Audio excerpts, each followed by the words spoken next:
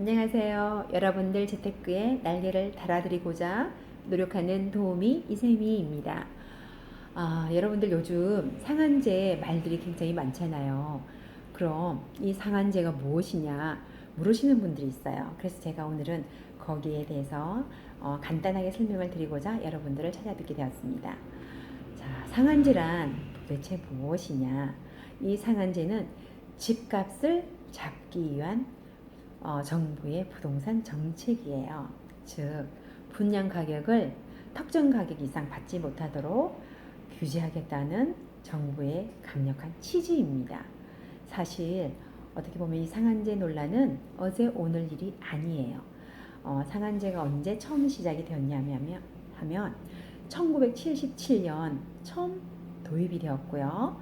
2007년 민간 택지로 확대 시행이 되었고 2008년에는 금융위기로 부동산 가격이 폭락을 하면서 2010년 분양가 상한제가 축소되었어요. 그러다가 2015년, 17년 여러 차례 적용 범위가 변경이 되면서 현재까지 이르게 되었습니다.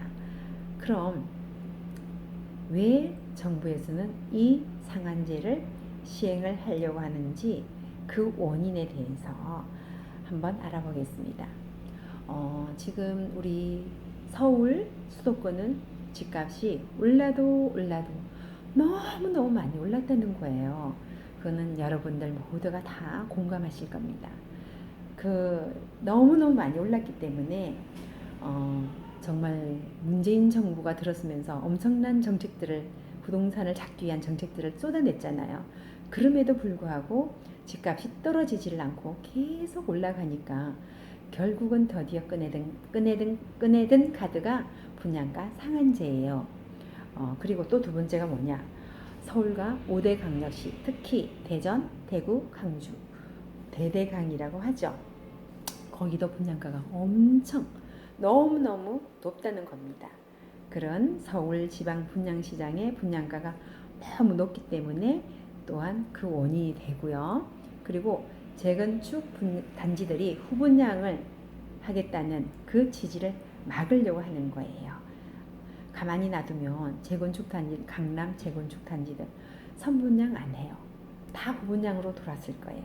그거를 막겠다는 취지예요. 그래서 꺼내든 카드가 분양가 상한제입니다.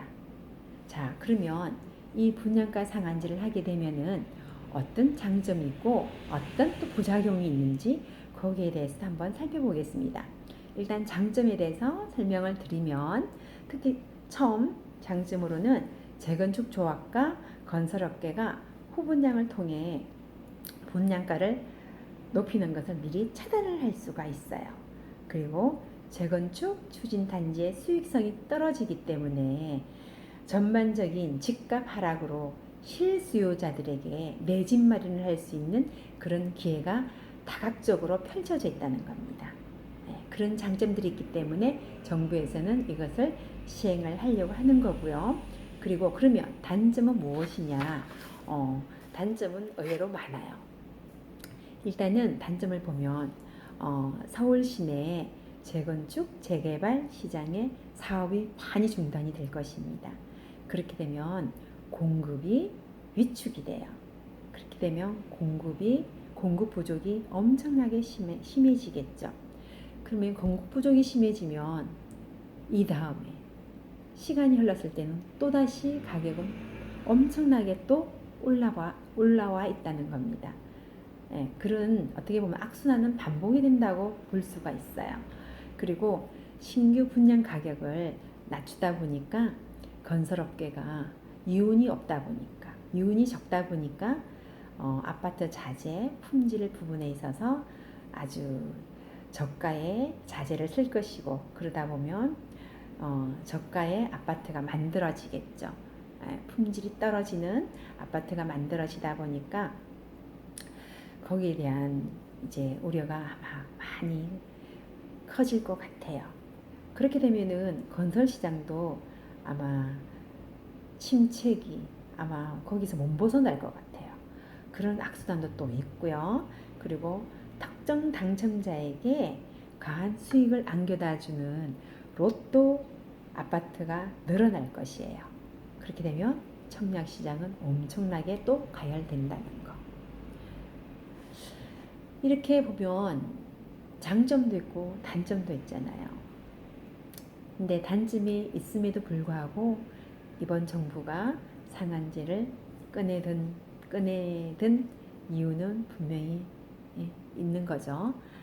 이번 발표를 통해서 우리가 이제 핵심 내용을 정리를 해보면 서울 수도권 투기 과열 지구의 분양가 상승이 기존 주택 가격을 또한 상승시키고 또다시 이 분양가가 상승을 하고 하는 이 고리 자체를, 이 순환 고리를 아예 처음부터 완전히 차단하겠다, 봉쇄하겠다는 것이 이 정부의 취지인 것 같습니다. 또한 수도권 투기 과열 지구의 민간 택지까지 이 상한제가 시장에 적용이 된다면 주택 수요자 상당 부분이 지방권으로 이전하지 않을까, 그런 가능성도 전혀 없지는 않을 것 같아요. 어떻게 보면 그러한 상황도 정부에서는 생각을 하고 염두에 두고 이 분양가 상한제를 시행을 하려고 하는 것일 수도 있다고 보여집니다. 어떻게 보면 모든 정책에는 장점만 있는 것도 아니고요. 그리고 항상 부작용이 따르기 마련인 것 같아요.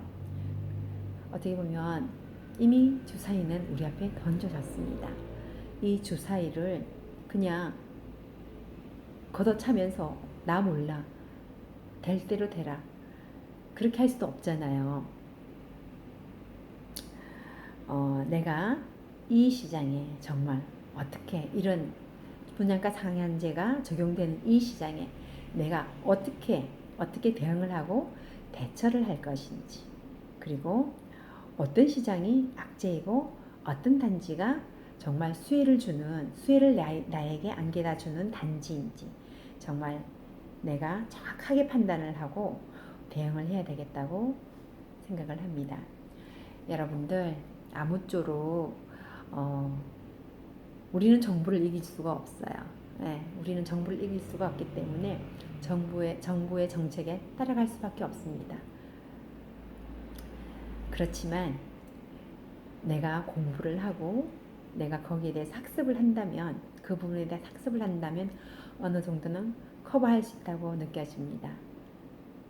다음 이 시간에는 이 상한제가 적용되는 지역이 어디이며 상한제로 인해서 또 어떤 기회가 나에게 주어지는지, 그 부분에 대해서도 다시 한번 설명을 드리도록 하겠습니다. 그러면 다음 이 시간에 또 다시 여러분들을 찾아뵙고 인사를 드리겠습니다. 여러분 고맙습니다. 감사합니다. 사랑합니다.